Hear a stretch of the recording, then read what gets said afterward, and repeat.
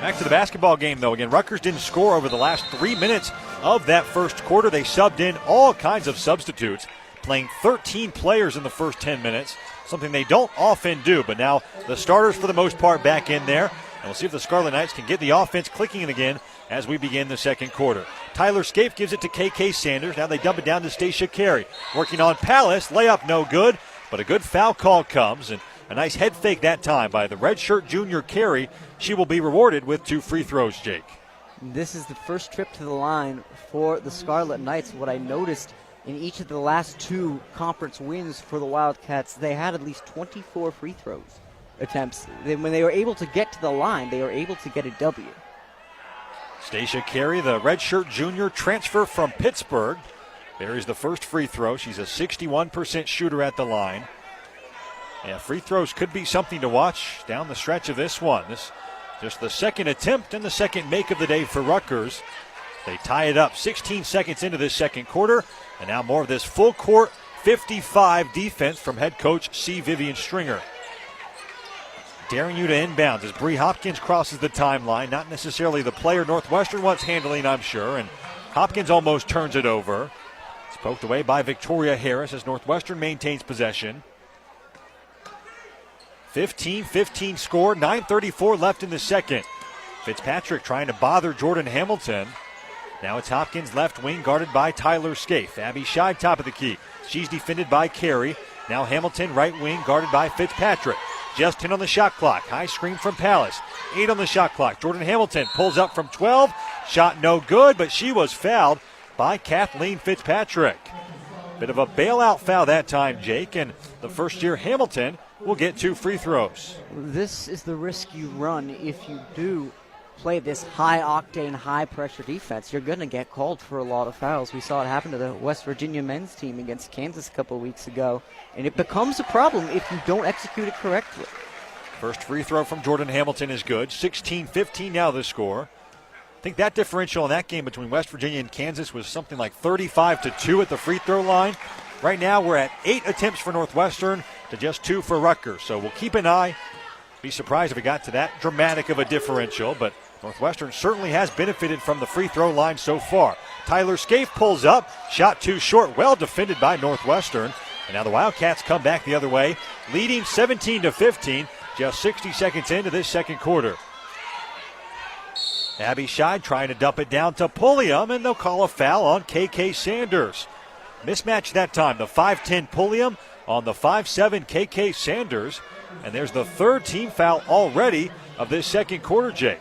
And that was the right call. It was a quick cut across the baseline, and Sanders tried to grab hold for dear life, and the referee caught it. Inbounds play and a beauty. Pulliam gets it from Hamilton, and Northwestern with its largest lead of the day. And that was directly from McHugh, and you can tell that this is a man coaching his 1,000th college game. Easy layup for Lindsey Pulliam. She now leads Northwestern with 6. Tyler Scaife right wing to KK Sanders, top of the key. Now Fitzpatrick left wing, trying to dump it down to Harris. Now they dump it down to Carey, whose easy layup off glass and in. Defensive breakdown that time, and it's a 2-point game. Seas parted, surgical position from the Scarlet Knights to try and bring him back to life here. 4 points for the Pitt transfer, Stacia Carey. Joe McEwen not happy with that defensive breakdown. 19-17 Northwestern. Abby Scheid top of the key, fakes a shot, now gives to Hopkins. Jordan Hamilton left wing. She's guarded by Scaife. Hamilton drives in, spins in, shot fake. Her layup, no good. Rebound down to Abby Scheid. Back to Jordan Hamilton. Spot up 3, too short. And the rebound fought and won by Palace. Kunai Akpana with her 3rd rebound, and that was as impressive a board as we'll see all day. A fresh shot clock for Northwestern. I had the sense the Scarlet Knights might be displeased if the Cats scored. He had thought of a push-off from Pulliam. Pulliam top of the key. Her scoop shot no good. Another offensive board, and Palace gets the layup to go. But it's pretty hard to blame the referees when it's a 4th chance pair of points. Unbelievable effort that time from Kunai Akpana. Now Harris spinning in. Her layup good. Nifty footwork that time for the junior Harris. 21-19. Back and forth we go. Wildcats leading by 2. Very impressive from the Wildcats, I have to say. They are certainly holding their own in this contest. 22 combined points in the paint. Abby Scheid trying to add to that total. Layup no good. Bree Hopkins follow, hoop and the harm and one. Second chance points, the name of the game, Jake, as Bree Hopkins follows the miss from Scheid, and she will have a chance to complete the three-point play. That's 7 second chance points for Northwestern and 2 for Rutgers. The difference there is 5 if you can do your mental math. The score of this game is a 4-point Northwestern lead. It really is the name of the game right now. Bree Hopkins already 4 of 4 from the stripe. Make it 4 of 5. The free throw attempt a little too short. Broadcasters jinxed that time. Hopkins has 6, and Northwestern maintains this 4-point advantage. KK Sanders right wing to Carey, now into the corner for Scaife. She pulls up from 3, and her jumper too far right. Rebound down to Jordan Hamilton. 3-on-2 break. Hamilton working on Sanders, pulls it out to Scheid. Right wing 3, too short. Rebound down to Bree Hopkins, who cannot save it inbounds in time. They'll say Hopkins' right foot was out of bounds as she's tried to save it in, and Rutgers gets it back. Scheid is just out of rhythm. She's missed it the same way every single time. It's almost as if the ball is heavier than she'd expect it to be. She's gotten, again, badly short on all of these 3 threes. You have to think she might have to overcompensate for it next time. I'd rather see her miss long. Yeah, Abby 0-4 so far today, just trying to get her feet back under her, we'll presume, as Abby Wolf checks in for Palace. Gia Green checks in for Rutgers, so the 14th Scarlet Knight has taken the court so far today. Green has it, the transfer from Miami to KK Sanders. Her pass deflected away. Here's Jordan Hamilton, one-on-one with Fitzpatrick. She stops, her shot no good. Rebound down to Caitlin Jenkins, but Hopkins gets the steal. She gives to Pulliam, baseline jumper no good. Board down to Abby Wolf. She's swarmed, and she is fouled. For Northwestern, already 8 offensive rebounds, Jake. It seems like every single miss is rebounded by the Wildcats, and there's team foul number 4 on Rutgers. If you can make up for your mistakes, you can account for your inefficiency on offense. If every miss can be followed by a make, it's looking pretty good for you. Fouls on Caitlin Jenkins. That's her first. Pulliam fakes the handoff. Fadeaway jumper from the elbow is smooth. Pulliam with 8. Northwestern leads by 6. It's mechanical. It's assembly line. That same shot fading to the left. Nothing but net every single time today. And how do you guard it? I don't think you do if you're Rutgers. Make sure she doesn't get the ball. Carey has her dribble deflected away. Northwestern on the floor. Jordan Hamilton up with it. Wildcats 2-on-1. Pulliam loses her dribble, gets it back, pulls up from 12 and connects again. Lindsey Pulliam going off with 10 first half points. Wildcats lead by 8. And that's now 6 turnovers for Rutgers. And C. Vivian Stringer has seen enough. She calls her first timeout of the day as the Wildcats are on a 6-0 run, and they have their largest lead of the afternoon. All things firing for Northwestern so far. Pulliam with 10, Hopkins with 6, and Palace with 6, as the Wildcats lead 27-19 as we step aside on WNUR.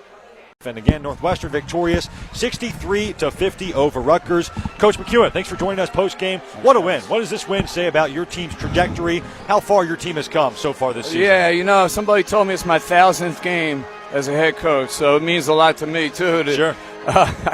Our family, too. And, you know, just to beat Rutgers, who's the top 20 team, probably going to be an NCAA tournament team, and, you know, legendary coach. I just thought we played with so much fire and heart. That's the best we played in a long time. And we finished, you know, which was the most important thing. Your team out-rebounded Rutgers 47-28. What did you tell the troops before the game to out-rebound the Scarlet Knights by 19? Yeah, you know, and then they play with a small, quick lineup, so we had to handle their pressure. We did a pretty good job. We let down a little bit, but, you know, we had some size advantages, and Palace is just a different, you know, it's just a whole different thing when it comes to rebounding with her.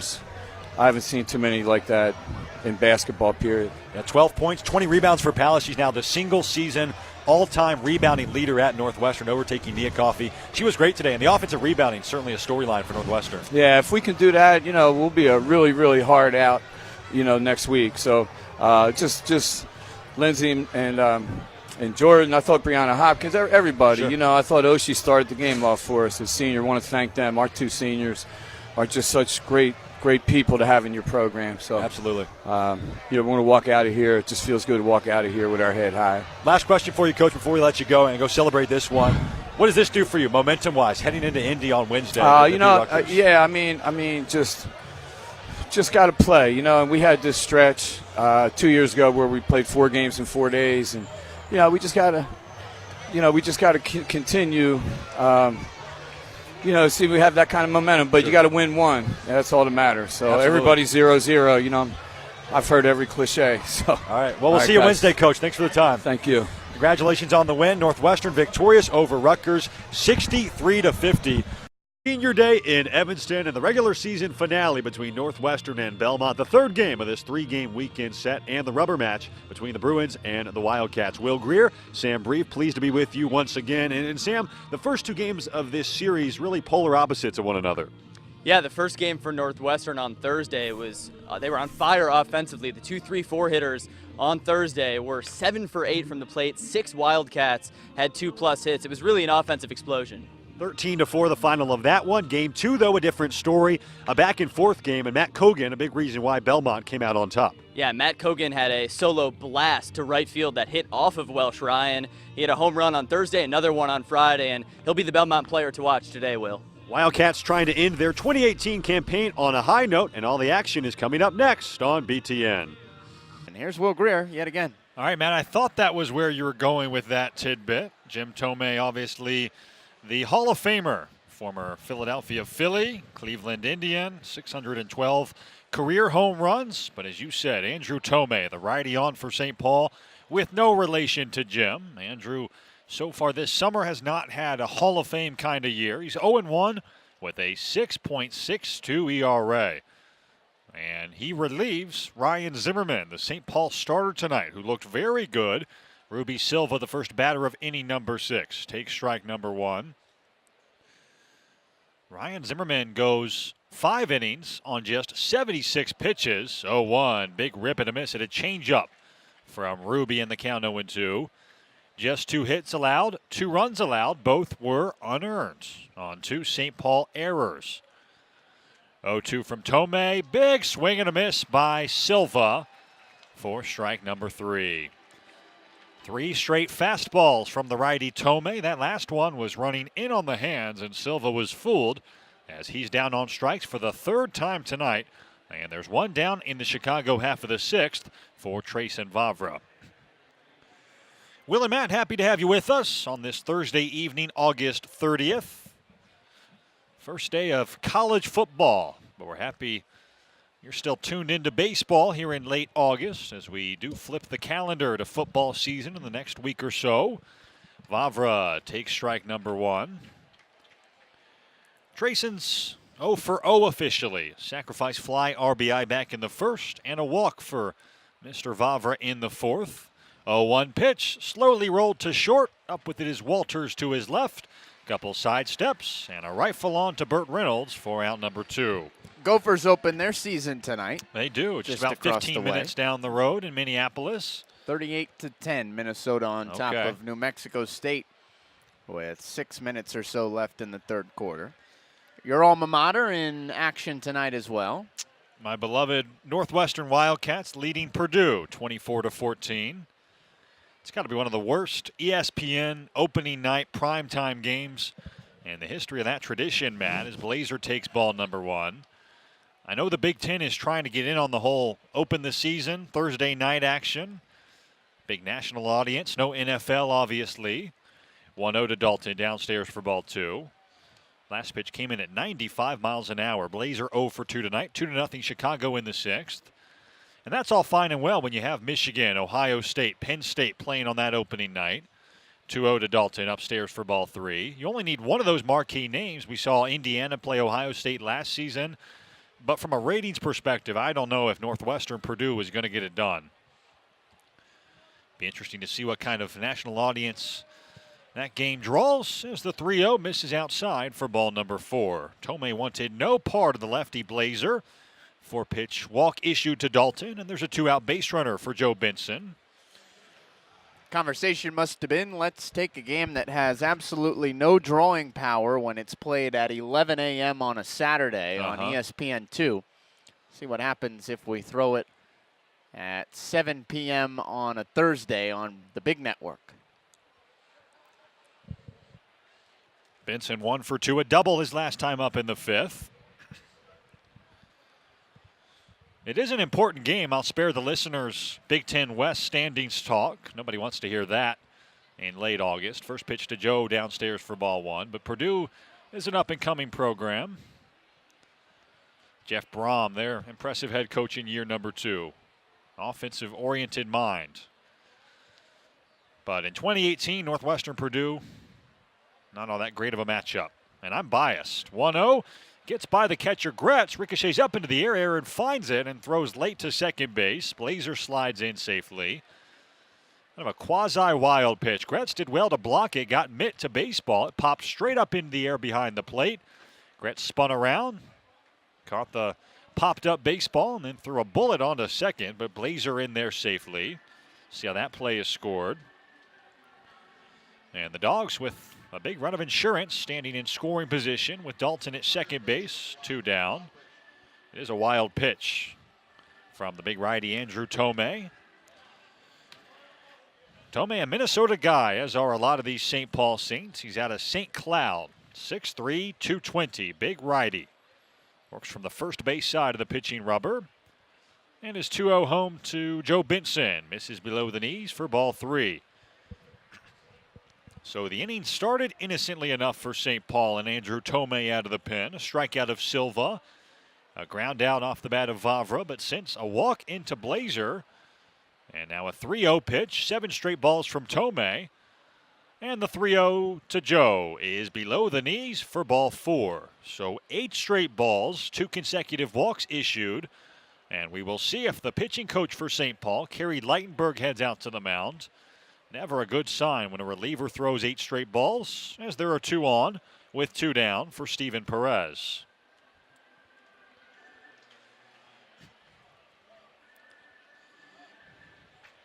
Hasn't been a ton of base traffic tonight, but Chicago has had quite a bit more than St. Paul. First pitch to Steven, cracked down the line, fair ball into the corner. Blazer on his way to the plate. He will score. Joe Benson being sent by DJ Boston. The throw from the second baseman Sealy comes in late, and it's a 2-run double for Steven Perez. The RBI machine doubles the Chicago lead as the Dogs now lead 4-0. How about Steven Perez with RBIs 35 and 36 of the year? For Steven, he now has RBIs in 16 out of his last 22 games. And the Dogs, pretty commandingly, now on top by a score of 4-0. He's now got the second most RBI on the whole roster, too, Will. Trayson Vavra leads Chicago with 60, and then comes Steven Perez. Steven hasn't even played in half of the games this year for Chicago, but he's just been an RBI machine no matter where he's hitting the order. First pitch to Roselli, check swing, and a ball taken outside. And I haven't talked about it with Steven, but you got to figure at this point, he's just the type of guy who has a knack for big spots. He's hit fantastic with runners in scoring position all year and comes through again. First pitch hunting there.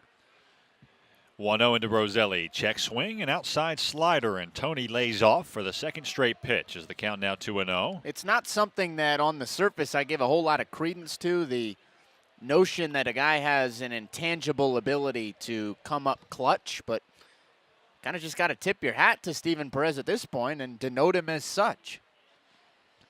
2-0 to Roselli. Swung through. Good sinking fastball for strike 1. Cannot overstate how big of a play that was in this baseball game. A guy in Tomei who was really struggling with his command, and Perez jumped all over a fastball and absolutely roped it down the line at first to drive in 2. 4-0 Chicago. Perez still at second, and the 2-1 to Roselli is just below the knees at 94 miles an hour for ball 3. To your point, Matt, this is start number 44 of the year for Steven Perez, and 36 runs driven in, second most on the Dogs roster. That's close to an RBI every start. Incredible.